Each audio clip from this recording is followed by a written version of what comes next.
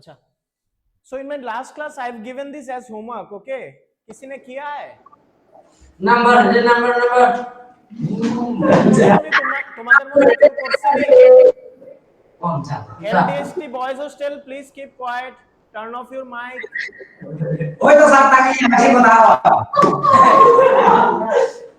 Yes sir, हम लोग solve करते ही है, तुम लोग तो कभी होमवर्क करते ही नहीं हो, ठीक है?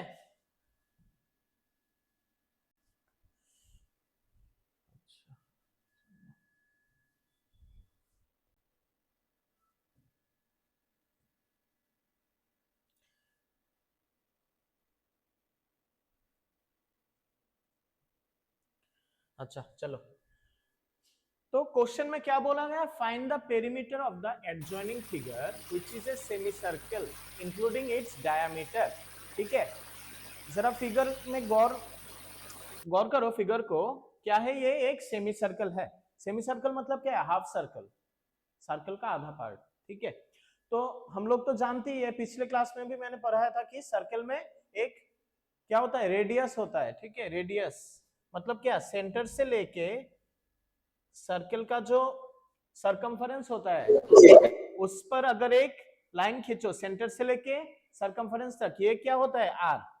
ठीक है, और डायमीटर क्या होता है? ये पूरा होगा डायमीटर, ये d. Always remember that 2r d equals to 2r। ठीक है, मतलब डायमीटर आर का रेडियस का डबल होता है हमेशा। ठीक है, ये याद रखना। अच्छा, अभी क्या बोला गया? Find the perimeter of the adjoining figure which is a semicircle including its diameter. तो यहां पर गिवन क्या लिखा है? Given that diameter d equals to 10 centimetre. ठीक है, ये तो दिया हुआ है इस फिगर में। अच्छा, अगर डायमीटर 10 सेंटीमीटर है तो रेडियस कितना होगा? r equal to d by 2।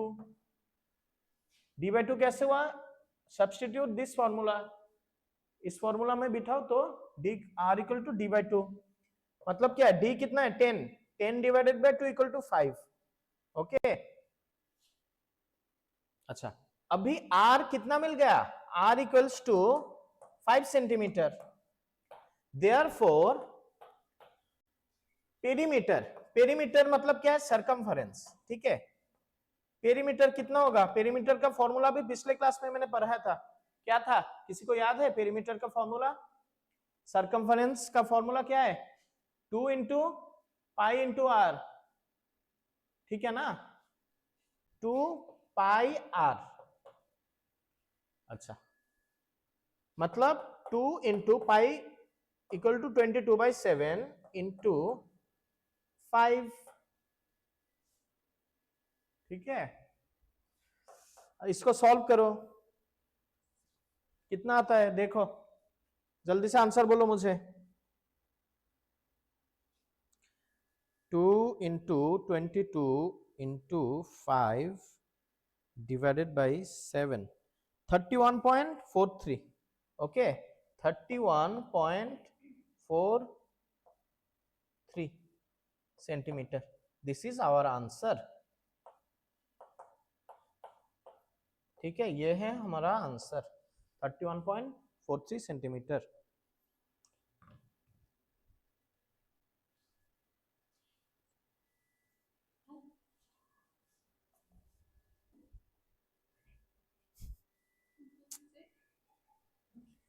Okay, सबने लिख लिया? लिखो लिखो, जल्दी से लिखो, किसी को कोई दिक्कत है तो पूछो, नहीं तो जल्दी लिख लो।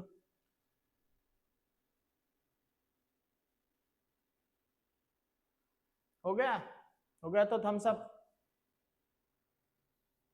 LDST बॉयज हॉस्टल,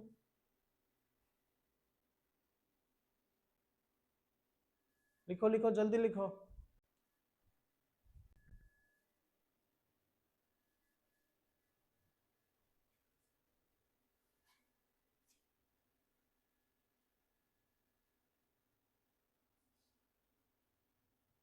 चलो नेक्स्ट प्रॉब्लम सॉल्व करते हैं। A circular flower bed is surrounded by a path 4 meter wide. The diameter of the flower bed is 66 metre.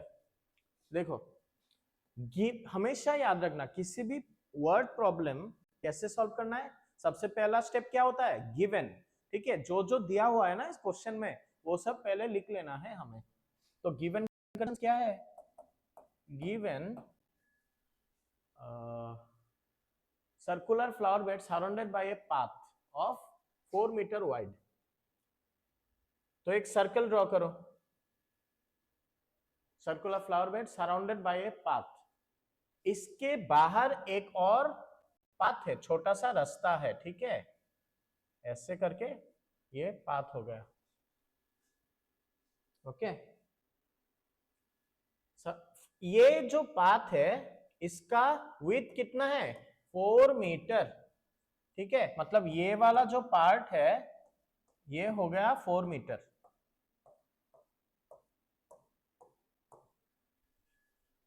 Next condition क्या है, the diameter of the flower bed is 66 metre. मतलब diameter दिया हुआ है, diameter कितना है 66। तो radius कितना होगा, मैं इधर डायरेक्ट लिख लेता हूं। ठीक है, 33 मीटर। अगर डायमीटर 66 मीटर है तो रेडियस क्या होगा, डायमीटर डिवाइडेड बाय 2 मतलब 33 मीटर। ओके,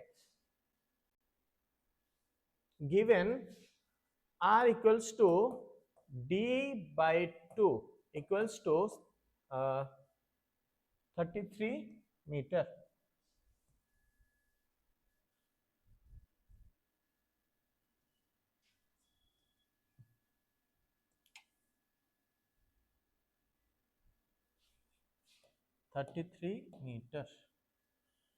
नेक्स्ट क्या है, what is the area of this path.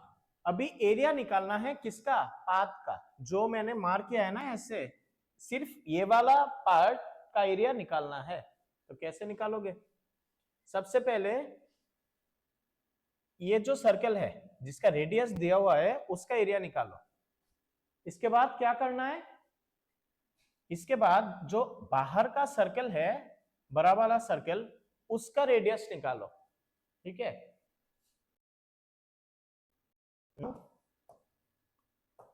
Are, capital R लिख रहा हूं मैं। ठीक है, कैपिटल आर मतलब ये जो बड़ा वाला सर्कल है ना इसका रेडियस है कैपिटल आर। तो कैपिटल आर इक्वल टू कितना होगा बोलो, स्मॉल आर प्लस 4। ठीक है, आर प्लस 4। देखो this condition is very very important. ये जो मैंने लिखा है ना, ये capital r equal to small r by 4, सबको समझ में आया क्यों ऐसा हुआ, कैसे हुआ। देखो यहां पर ये वाला लेंथ कितना है, 33 मीटर, हमने पहले निकाला है ये। अच्छा, इसके बाद ये जो पाथ है इसका विड्थ कितना है, देखो given by a given condition width of the path is 4 metre. तो ये बड़ा सर्कल का रेडियस कितना होगा, 33 प्लस 4। ठीक है ना, 33 प्लस 4 कितना होता है, 37 मीटर। ठीक है, तो अभी आधा काम हो ही गया। आधा क्यों, 70% काम हो गया। अभी सिर्फ ये जो बड़ा वाला सर्कल है इसका एरिया निकालो, फिर छोटा वाला सर्कल है इसका एरिया निकालो, दोनों को माइनस करो, बस हो गया आंसर। तो कैसे करेंगे, मैं डायरेक्ट लिख देता हूं, area required area. Okay, required area equal to pi r square minus pi small r square. ठीक है, पाई कैपिटल आर स्क्वायर मतलब बड़ा सर्कल का एरिया, और पाई स्मॉल आर स्क्वायर मतलब छोटे वाला सर्कल का एरिया। तो ये कॉमन लो, पाई कॉमन है, पाई को मैं ब्रैकेट से बाहर लिख रहा हूं। तो कैपिटल आर मतलब क्या है, वैल्यू कितना है 37 स्क्वायर माइनस स्मॉल आर कितना है 33 स्क्वायर। यहां पर देखो पाई इक्वल टू 3.14 लेना है हमें, तो लिख लेता हूं 3.14 इनटू, देखो अभी तुम 37 स्क्वायर का कैलकुलेशन करके निकाल सकते हो, फिर 33 का स्क्वायर भी कैलकुलेशन करके निकाल सकते हो, या फिर एक फॉर्मूला है। ठीक है, algebra A square minus B square equal to A plus B minus A plus B into A minus B. Okay, तो ये फॉर्मूला भी अप्लाई कर देता हूं मैं, A plus B into A minus B. A square minus B square equal to A plus B into A minus B. अगर ये formula use करोगे तो कैलकुलेशन थोड़ा इजी रहेगा, ठीक है, इसलिए मैंने फॉर्मूला का यूज किया। तुम लोग चाहे तो 33 का और 37 का स्क्वायर निकाल के भी कर सकते हो, ठीक है। तो अभी कैलकुलेट करो, इसका आंसर कितना होगा, बोलो मुझे।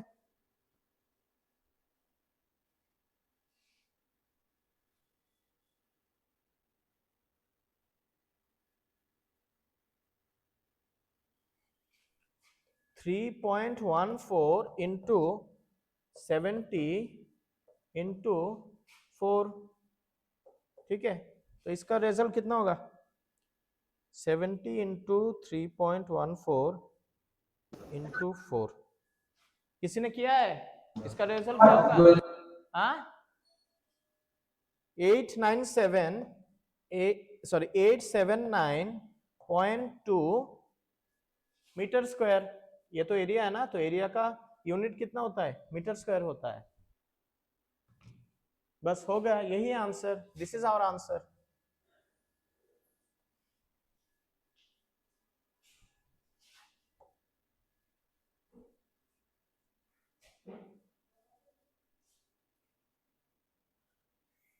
সবাই বুঝতে পেরেছো কিভাবে সলভ করা হয়েছে?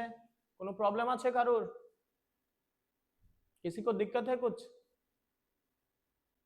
लिख लो, जल्दी से लिख लो।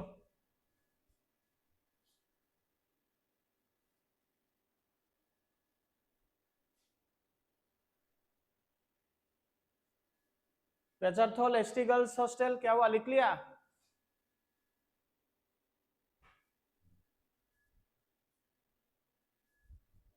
सबने लिख लिया? अगर लिख लिया तो thumbs up. Vishramganj ST girls hostel शायद लिख रहे हैं, लिखो लिखो जल्दी लिखो।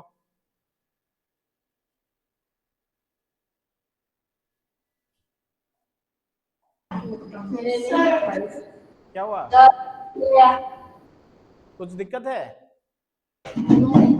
नहीं सर। ओके ओके, ठीक है ठीक है, चलो लिख लो, जिसने नहीं लिखा है लिख लो जल्दी से।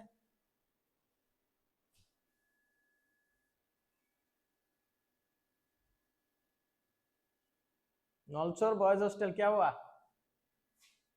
इतना शर्मा क्यों रहे हो तुम लोग?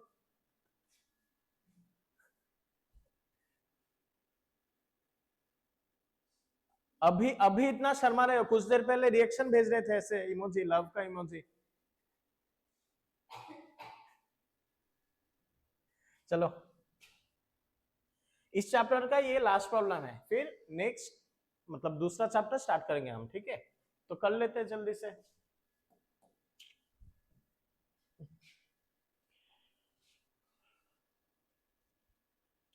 अभी देखो, ये एक क्लॉक प्रॉब्लम है, मतलब घड़ी वाला प्रॉब्लम है, ठीक है, घड़ी का। तो जिस किसी के हॉस्टल रूम में घड़ी है, ध्यान से देखो घड़ी को पहले। अच्छा, तो हम लोग एक घड़ी ड्रॉ कर लेते हैं।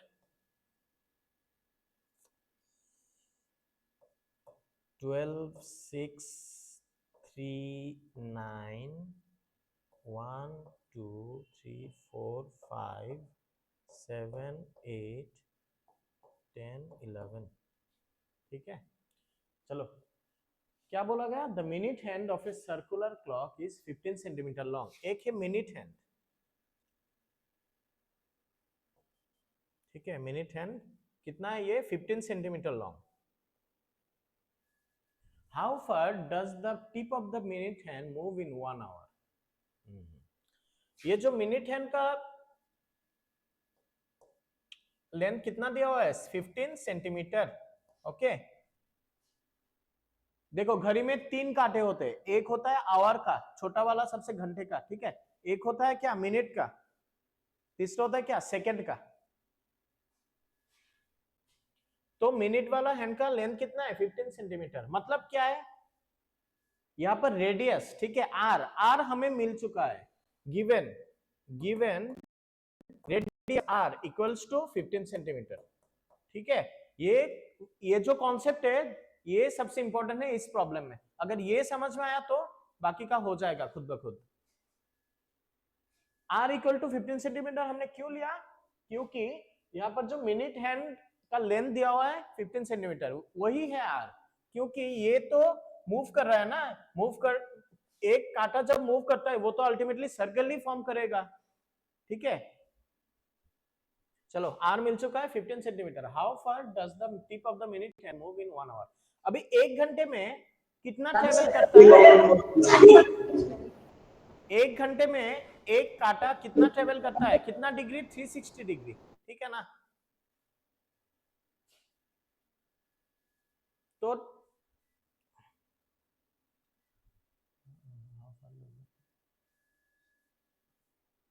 अच्छा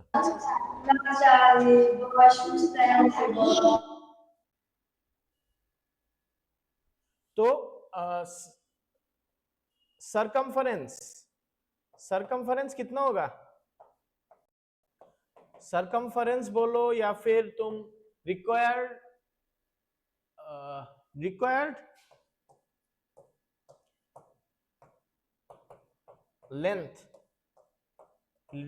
लेंथ ऑफ पाथ, ठीक है, कुछ भी बोल सकते हो, सरकमफरेंस भी बोल सकते हो या फिर रिक्वायर्ड लेंथ ऑफ पाथ। ये कितना होगा, इक्वल टू 2 पाई आर, ठीक है। 2 पाई आर क्यों, देखो एक ये जो मिनट वाला हैंड है वो तो पूरा घूम के आएगा ना, पूरा जब घूम के आएगा तो एक सर्कल ही फॉर्म करेगा, ये कांटा जब ऐसे ऐसे मूव करेगा ना पूरा यहां तक आएगा, मतलब पूरा सर्कल फॉर्म करेगा। अभी सर्कल का लेंथ का सर्कमफरेंस का फॉर्मूला क्या है, हम लोग जानते हैं 2 पाई आर, तो लिखो 2 इंटू पाई मतलब 3.14, यहाँ पर कंडीशन दिया हुआ है, ठीक है, टेक पाई इक्वल टू 3.14 या फिर 22/7 भी ले सकते हैं, इंटू आर मतलब 15, ये सेंटीमीटर। तो इसको सॉल्व करो,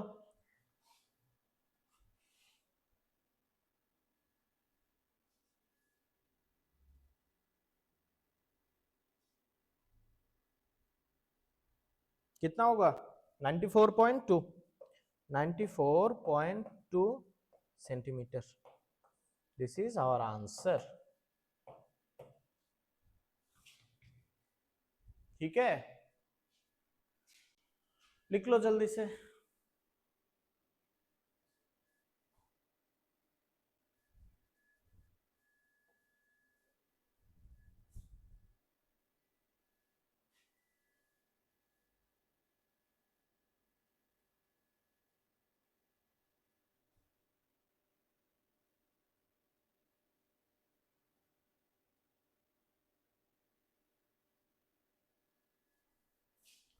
चलो हो गया, हो गया, ओके। इस चैप्टर में एक और एक्सरसाइज है, ठीक है, वो लोग तुम लोग सॉल्व करना, होमवर्क दे रहा हूं, लास्ट वाला जो एक्सरसाइज है इस चैप्टर का वो होमवर्क रहेगा, तुम लोग सॉल्व कर लेना। चलो आज नेक्स्ट चैप्टर करते हैं।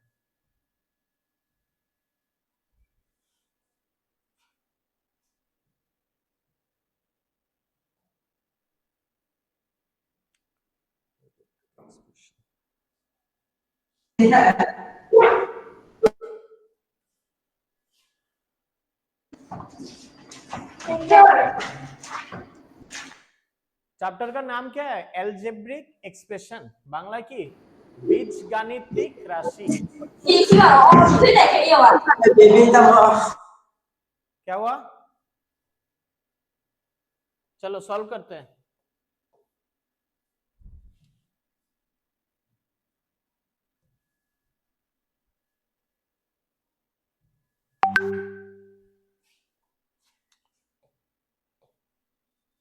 फर्स्ट क्वेश्चन क्या है, identify the terms and their factors in the following expressions. तो एक एक्सप्रेशन दिया हुआ है, एक्सप्रेशन मतलब क्या है, ये एग्जांपल है x-3, ये एक एल्जेब्रिक एक्सप्रेशन है। एल्जेब्रिक एक्सप्रेशन मतलब क्या है, देखो यहाँ पर x दिया हुआ है, तो अभी मैथ्स में x कहाँ से आया, क्वेश्चन आता है कि नहीं। ये वाला एक्सप्रेशन को हम एल्जेब्रा या फिर एल्जेब्रिक एक्सप्रेशन बोलते हैं, ठीक है। मतलब कोई भी अल्फाबेट आएगा x y z a b c ऐसा करके, तब इसको क्या कहेंगे हम, एल्जेब्रिक एक्सप्रेशन। अच्छा, हम लोग ऐसे क्यों लिखते हैं एक्स वाई जेड, क्योंकि ये अननोन वैल्यू है, इसका कोई वैल्यू नहीं है, डेफिनेट वैल्यू नहीं है, कुछ भी हो सकता है, 1 भी हो सकता है, 2 भी हो सकता है, कुछ भी हो सकता है, ठीक है। इसलिए हम डिनोट करते हैं एक्स वाई जेड या फिर एबीसी से। तो identify the terms and their factors. अभी तुम लोगों को समझना है कि एक एल्जेब्रिक एक्सप्रेशन क्या हुआ, एक एल्जेब्रिक एक्सप्रेशन जब दिया हुआ है उसमें टर्म्स क्या क्या होते हैं, टर्म्स। ये देखो, ये हो गया एक टर्म x, ठीक है, टर्म्स हो गए x, एक हो गया x, और दूसरा टर्म क्या है -3, ओके, -3, ये हो गया दूसरा टर्म। ये जो एल्जेब्रिक एक्सप्रेशन है इसमें टर्म्स, दो टर्म्स है, एक है x, एक है -3। -3 क्यों, क्योंकि इसको हम ऐसे भी तो लिख सकते हैं ना, x प्लस -3, सेम सेम चीज ये है, तो ये हो गया क्या -3, ऐसे लिखेंगे, ठीक है। अच्छा, एंड देयर फैक्टर्स। अभी फैक्टर्स कैसे निकालेंगे, फैक्टर्स देखो यहां पर दो टर्म्स है ना, तो दोनों के लिए अलग अलग फैक्टर्स होंगे। x के लिए फैक्टर क्या है 1,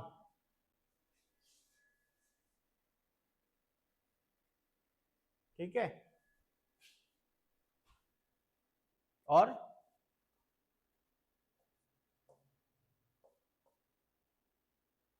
-3 के लिए भी 1,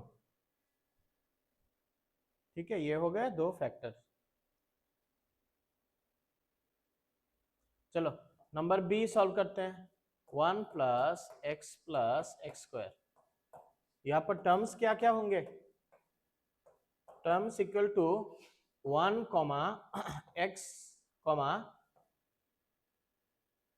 x। देखो x स्क्वायर मतलब क्या है, 2x है ना, x स्क्वायर मतलब क्या है, x इंटू एक्स, तो यहां पर 1 2 3 x हो गए। फैक्टर्स क्या होंगे, फैक्टर्स 1 का फैक्टर 1 ही होगा, x का भी 1 ही होगा, ठीक है। x के जितने फैक्टर्स है वो 1 है, ठीक है। लिखो जल्दी से लिखो,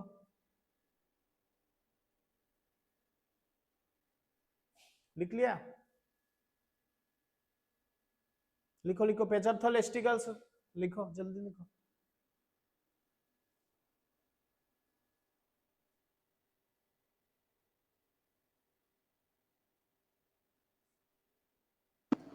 हो गया। हो गया। नेक्स्ट क्वेश्चन क्या है, identify the terms and factors in the expression given below, same ही है, -4x + 5, ठीक है। ये एक एल्जेब्रिक एक्सप्रेशन है, तो इसमें क्या टर्म्स पहले लिख लेते हैं। टर्म्स क्या क्या होंगे, टर्म्स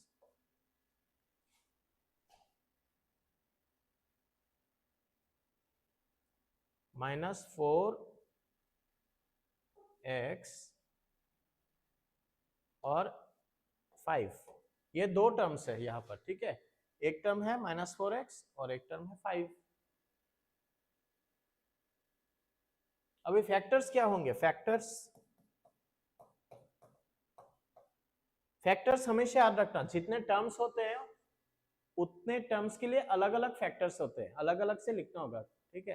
तो टर्म्स क्या है, पहला टर्म है -4/x, तो इसका फैक्टर क्या होगा -4, और दूसरा टर्म है 5, इसका फैक्टर तो 1 ही होगा।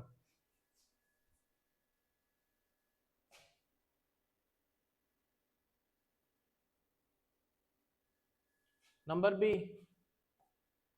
-4x प्लस 5y, इसके अंदर टर्म्स क्या है? -4x, 5y। फैक्टर्स क्या क्या है? -4x में फैक्टर क्या है? -4, और 5y में फैक्टर क्या है? 5।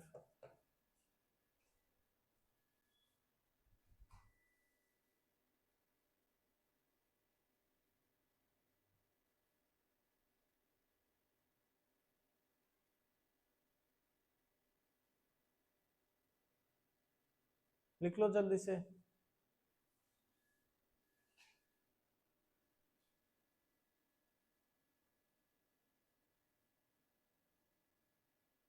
नौलसोर बॉयज हॉस्टल, शैतानी मत करो। ये कौन है गमछा लेके बैठ गया क्लास में? हाँ,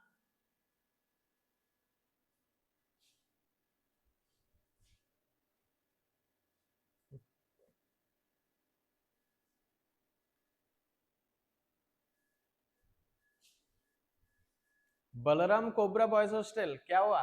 एक लड़का तो पूरा टेबल के ऊपर ही बैठ गया।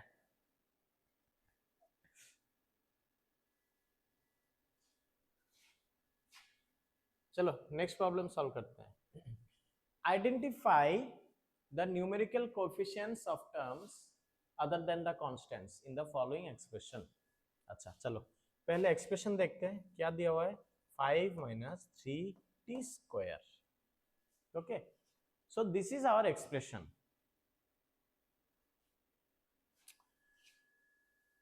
न्यूमेरिकल कोएफिशिएंट ऑफ टर्म, तो टर्म लिखो पहले। पिछले प्रॉब्लम्स में जैसे लिखे थे ना टर्म्स, वैसे लिखो। टर्म्स क्या है? एक हो गया 5, दूसरा हो गया क्या? -3t²। ठीक है, ये दो टर्म्स हो गए।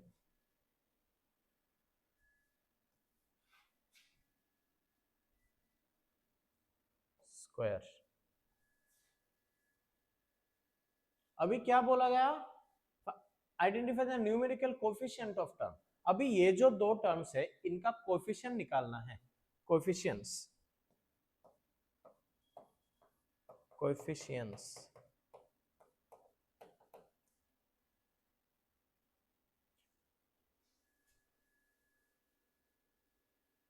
फाइव का कोएफिशिएंट क्या होगा?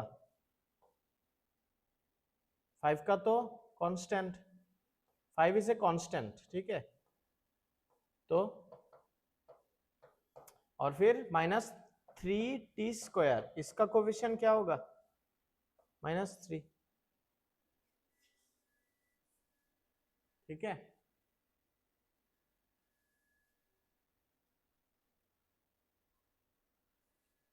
हमेशा देखना जो अननोन वैल्यू होते हैं, मतलब अल्फाबेट जो दिया हुआ है, टी होगा, ए हो सकता है, एक्स हो सकता है, x² हो सकता है, उसके बगल में क्या है? उसके बगल में जो है वही है उसका कोएफिशिएंट। यहाँ पर तो कोई x या फिर कुछ नहीं है। ठीक है, इसलिए ये कांस्टेंट हो गया, इसका मतलब इधर कुछ नहीं होगा, कांस्टेंट। लेकिन यहाँ पर t² के बगल में क्या है? -3, तो ये हो गया -3 coefficient. Next number 2, 1 + t + t² + t³। तो यहाँ पर टर्म्स क्या क्या है?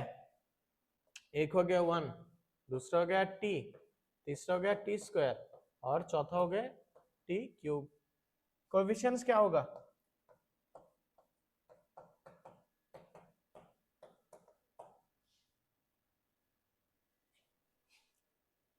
वन तो कांस्टेंट है, इसका कोई कोएफिशिएंट नहीं है। t का कोएफिशिएंट क्या होगा?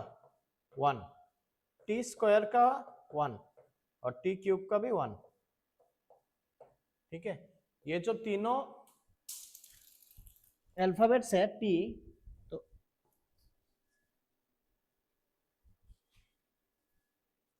ये जो तीनों के तीनों है ना, सेम कोएफिशिएंट है 1।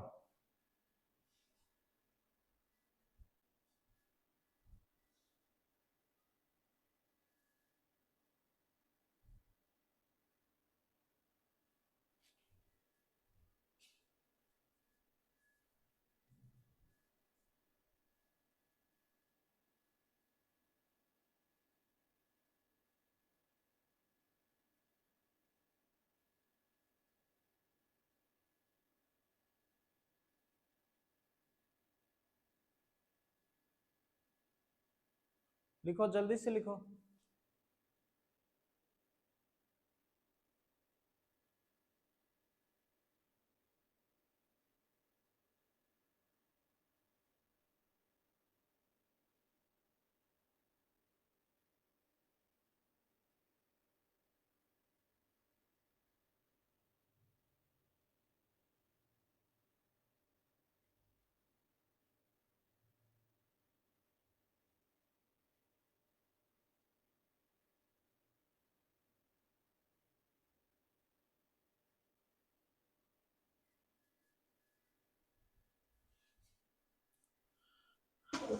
चलो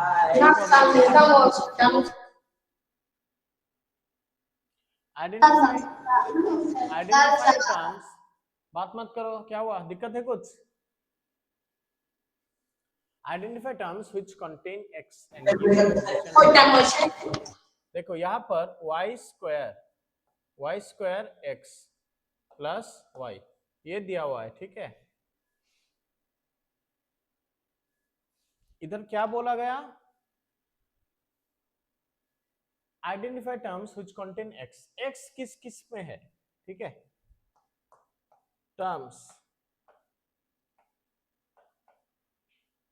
पहले टर्म्स लिखो, क्या है? y स्क्वायर x और दूसरा टर्म है y। ये हो गया टोटल टर्म, ठीक है। ये मैंने समझाने के लिए लिखा है, तुम लोग मत लिखो। क्वेश्चन क्या है? Terms which contain x। अभी x वाला टर्म, ठीक है। टर्म्स which contain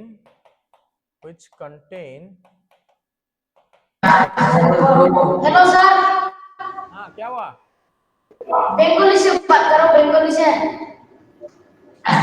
कई लोग बोलते हैं हिंदी में बात करो, कोई इंग्लिश में, कई लोग बोलते हैं कॉकबरक में। कौन सा लैंग्वेज बोलूं? सर हिंदी में बोलो सर।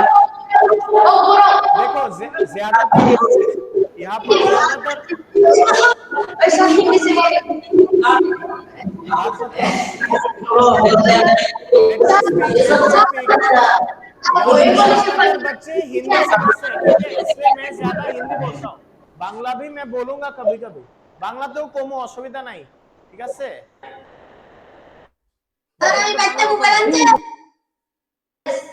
ওই দাও স্যার তোকে তো ফাইল Which contain x। बात मत करो, सुनो सुनो কথাও কইও না। Okay bro. Terms which contain x, ये तुम लोग लिखो, ये वाला मत लिखो, ये वाला मैंने ठीक समझाने के लिए लिखा है, ठीक है। Terms which contain x equal to क्या होगा? y स्क्वायर x, ठीक है। And give the coefficient of x। अभी लिखो कोएफिशिएंट।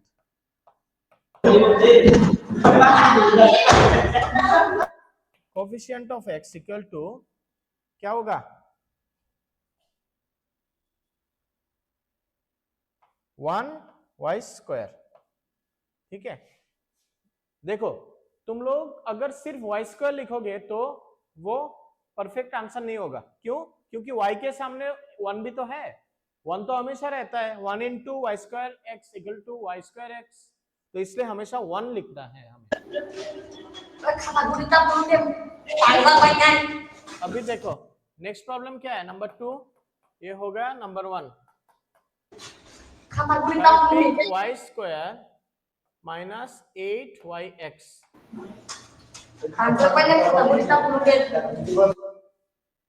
तो यहाँ पर क्या होगा? Required terms which contain x, मतलब हमें सिर्फ ये लिखना है माइनस 8yx।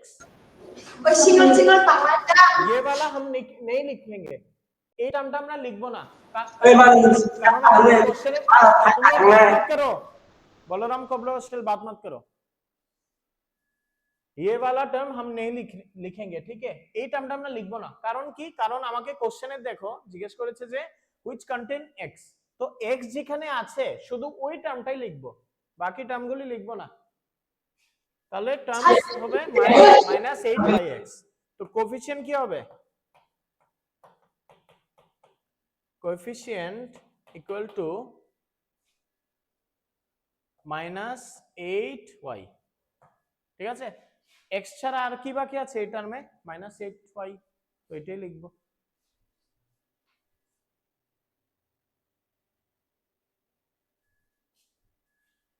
लिखो लिखो जल्दी से लिखो।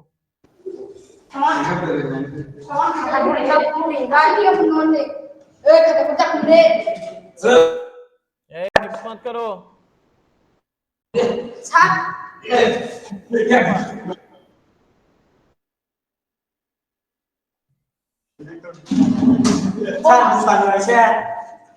चलो और एक प्रॉब्लम करते हैं, इस बार आंसर तुम लोग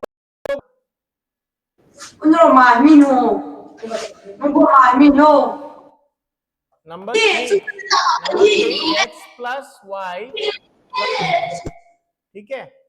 तो बोलो यहां पर टर्म्स विच कंटेन x, क्या होगा answer? Terms which contain x क्या होगा? यहां पर x वाला टर्म कौन सा है? सिर्फ यही तो है, इसी में तो x है, बाकी के टर्म में तो कुछ x नहीं है, ठीक है। तो आंसर होगा सिर्फ x। अभी कोफिशिएंट क्या होगा? कोफिशिएंट इक्वल टू 1, ठीक है। समझ में आया ये क्यों हुआ 1? क्योंकि x के आगे 1 होगा, है कि नहीं? 1 x इंटू 1 तो 1 ही है ना, 1 हमेशा ही रहता है, तो कोफिशिएंट होगा 1।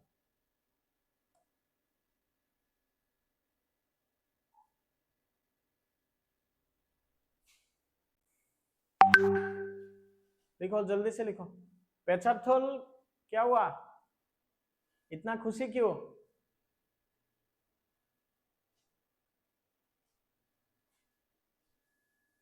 नॉलसोर बॉयज हॉस्टल क्या हुआ? बुक क्यों घुमा रहे हो ऐसे? हाँ,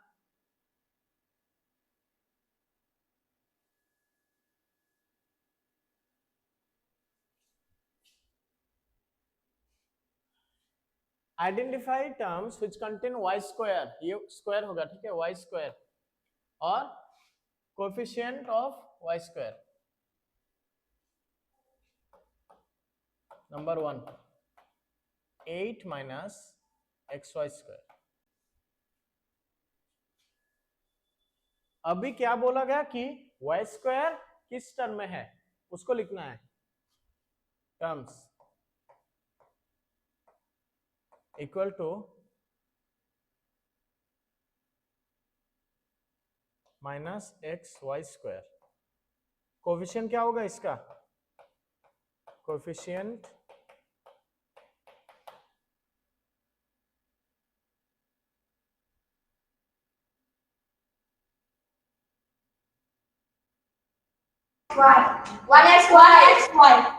हाँ माइनस 1x, ठीक है। 1 भी लिखना है हमें, सिर्फ अगर माइनस एक्स लिखोगे नहीं होगा, -1x लिखना है हमें।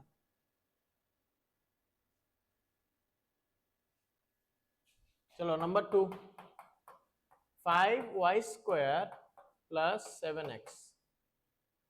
इसमें टर्म्स क्या होंगे? Terms which contain y square equal to 5y square. Coefficient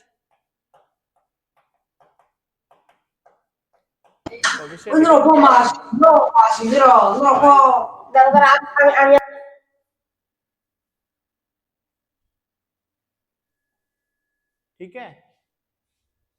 चलो number 3 2x square y minus 15xy square plus 7y square.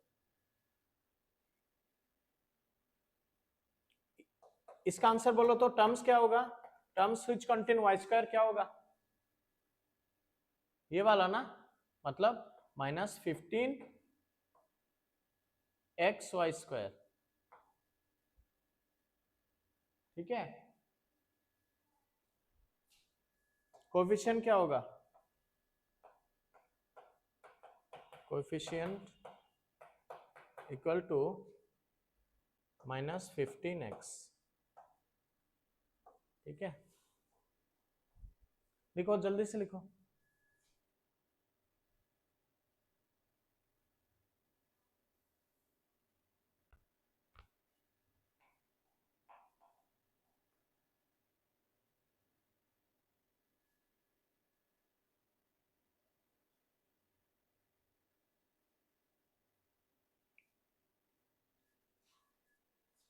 लिख लिया? किसी को कोई दिक्कत है? एल्जेब्रिक एक्सप्रेशन चैप्टर समझ में आ रहा है कि नहीं? हाँ, समझ में आ रहा है? ओके चलो, तुम लोग तो अच्छे बच्चे हो, दिक्कत होना भी नहीं चाहिए। अगर दिक्कत नहीं है तो ये होमवर्क करना, टर्म्स में लिख रहा हूं, ठीक है? 4y minus 7z Jangkrik na kota ochi puno mo. y square, number 3 है x plus y minus x y, number 4 है 100, ठीक है? ये वाला होमवर्क करना, होमवर्क।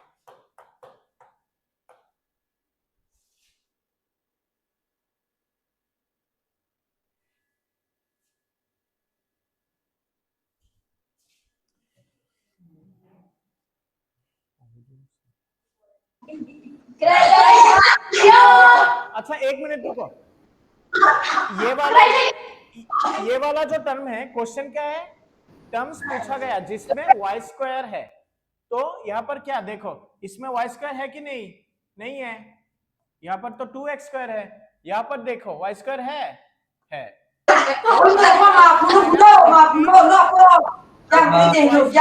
ठीक है, और इसका कोफिशिएंट क्या होगा? y स्क्वायर के आगे क्या है? -15 इंटू एक्स, ठीक है? क्लियर? चलो ये वाला होमवर्क कर लेना, ठीक है? No, no, no, no, no, chica,